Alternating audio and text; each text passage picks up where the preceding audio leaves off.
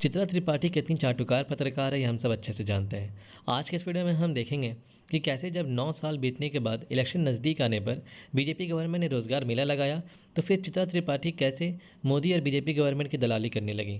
तो फिर कैसे समाजवादी पार्टी के प्रवक्ता अनुराग भदौरिया ने गोदी मीडिया एंकर चित्रा त्रिपाठी और बीजेपी के सांसद व प्रवक्ता सुधांशु त्रिवेदी दोनों को अच्छे तरीके से बैंड बजाई। तो इस मज़ेदार वीडियो में अंत तक बने रहिए और चैनल को सब्सक्राइब कीजिए। पिक्चर चालू करो बे।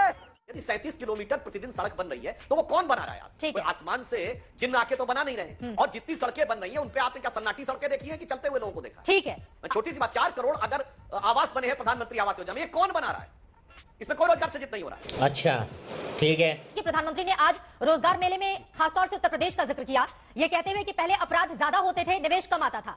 अपराध पर लगाम लगी है, इस वजह से अब निवेश वहां पर ज्यादा आ रहा है, रोजगार के अवसर उपलब्ध हो रहे हैं। योगी सरकार का दावा है 6 सालों में 6,50,000 नौकरियां हमने सिर्फ उत्तर प्रदेश में ही दी हैं।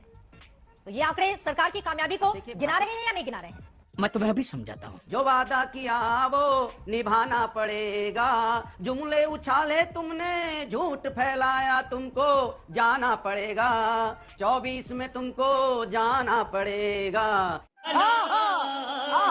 देखिए, भारतीय जनता पार्टी के प्रवक्ता की छटपटाहट और परेशानी देखिए। 1991 में भाग गए वो। बात हो रही 2023 की। आपने 2024 में वादा किया था जनता से कि प्रत्येक साल हम 2 करोड़ रोजगार देंगे। तो कह रहे हैं 1991 में क्या था? 1991 में क्या था? अरे 1991 से लेके 2014 तक कुछ ना कुछ जनता को लगा कि कहीं ना कहीं कुछ गड़बड़ी है, तो प्रभु आपको लेके आई थी ना जनता। सुन लीजिए, मुझे बोलने दीजिए, आपके बीच में नहीं बोला प्रभु, थोड़ी सभ्यता सीखिए। अरे सभ्यता सीखिए, आप सुन लीजिए।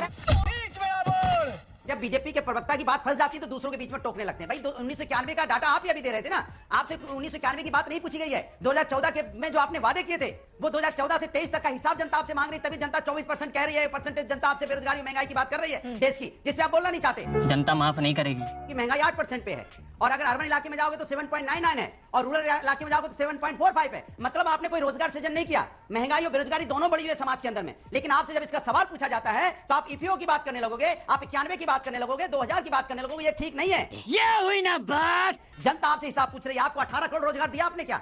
आप 2 करोड़ के रोजगार के हिसाब से प्रत्येक साल, आज अगर 9 साल में हो गए तो आपको 18 करोड़ रोजगार आपने दिया? इसमें हाँ ना पे जवाब दीजिए। जब आपसे सवाल पूछा जाता है आप बताइए ईपीएफ में कितना बढ़ा, 1991 में क्या था, 2005 में क्या था, 2010 में क्या था? अरे प्रभु, सब कुछ ठीक होता तो आपको जनता लेके क्यों आई है?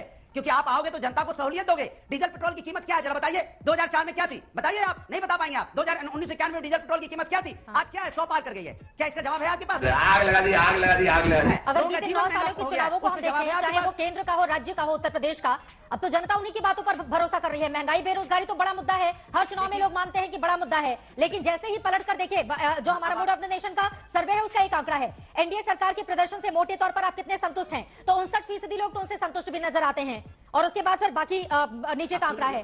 तो एक बड़ी तादाद है ना उनसे संतुष्ट होने वालों की भी। ये तो पब्लिक है, चूतिया बन जाती है। इंडिया में कहानी है ये।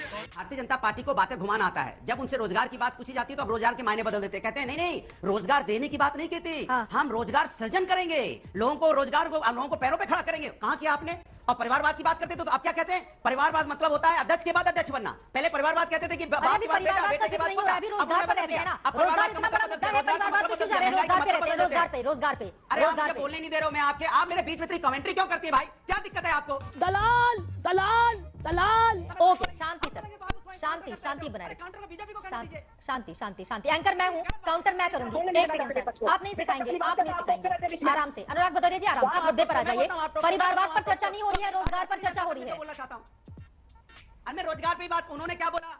रोजगार पे बात कर रहा था, मैंने तो एक लाइन ली, उसमें एक लाइन लेना गुनाह हो गया क्या? मैं कह रहा था उनका रोजगार जो बोलते हैं उसका मायने बदल देते हैं। अब जब मैं बोलता नौकरी नहीं दे रहा तो कह रहे हो कि नहीं नौकरी की बात नहीं है, हमने कहा था हम सृजन करेंगे, लोगों को अपने पैरों पे खड़ा करने के लिए रोजगार, उनको बिजनेस करवाएंगे, यही तो कह रहे थे। ये अपने मायने बदलते रहते हैं, परिवारवाद का मायने बदलते हैं, रोजगार का मायने बदलते हैं, महंगाई का मायने बदलते हैं, ये बेरोजगारी, हर चीज का मायने अपने हिसाब से बदलते रहते हैं। ये मैं बोलना चाह रहा था, लेकिन आप बीच में टोकने लगती है तो मेरी बात खत्म हो जाती है कि मैं जो कहना चाहता हूँ। हम लोग अपनी बात जब कह रहे होते हैं, आप जब टोकने लगते हैं तो हमारी बात जा नहीं पाती है, और बीजेपी जब बोलती है तो उसकी पूरी बात चली जाती है। ठीक नहीं है, बात तो सही है। 2030 तक टूरिज्म सेक्टर से भारत की अर्थव्यवस्था को 20 लाख करोड़ से अधिक मिलने की संभावना है। इससे युवाओं के लिए 13 से 14 करोड़ नए रोजगार के अवसर पैदा होंगे, जिसके लिए भारत सरकार की कोशिशें लगातार चल रही हैं। अनुराग भदौरिया जी। ऐसा मत करो मेरी जान। देखिए, आपने कहा कि प्रधानमंत्री जी ने बोला होंगे, ये जो होंगे वाला है ना, ये होंगे उनका 2014 से भारतीय जनता पार्टी कर रही है कि ऐसा होगा, 2 करोड़ रोजगार होंगे, क्यूटो बन जाएगा। कहीं कुछ दिखाई पड़ रहा है आपको? आपने जनता कोई इंडस्ट्री आपने लगाई तो बता दीजिए। सिर्फ कहोगे हमने 10 लाख करोड़, 5 लाख करोड़, 3 लाख करोड़, पता नहीं लाख करोड़ तो ऐसे बोलते हो जैसे लगता है आप 200-300 रुपए की बात करते हो। कहां लगा दी अपनी इंडस्ट्री? एक इंडस्ट्री बताइए आप। सिर्फ आपने जुमलेबाजी फेंकी है और जुमलेबाजी से काम नहीं चलेगा। बार बार झूठ बोलो, जो भी बोल सकते हैं सब झूठ बोलो और जोर जोर से बोलो।